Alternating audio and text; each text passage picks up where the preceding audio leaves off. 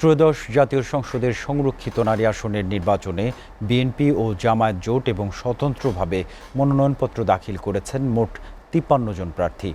বিকেল ৪:৫টায় ঢাকার আগারগাঁওয়ে নির্বাচন কমিশনের রিটার্নিং অফিসার ও নির্বাচন কমিশনের যুগ্ম সচিব মঈনুদ্দিন খান সাংবাদিকদের এসব তথ্য জানিয়েছেন। সীমান্ত চৌধুরীর প্রতিবেদন দেখুন।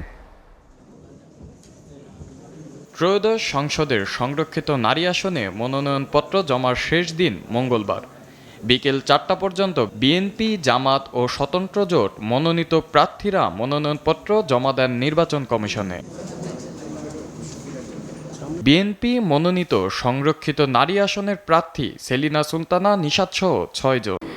আমি ব্যক্তিগতভাবে জেল খেটেছি, আমি রিমান্ড খেটেছি, আমি মার খেয়েছি।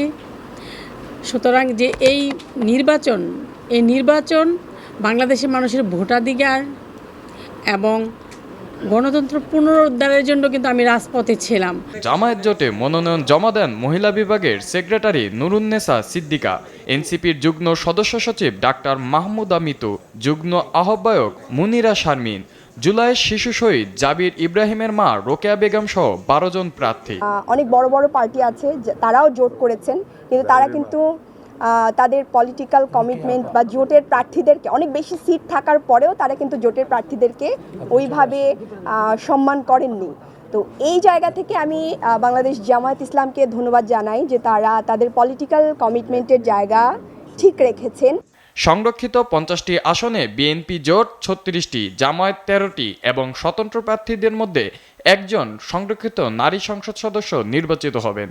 নির্বাচন কমিশন থেকে মোট ফর্ম সংগ্রহ করেন ৪৬৪ জন। সীমান্ত চৌধুরী, SA টিভি, ঢাকা।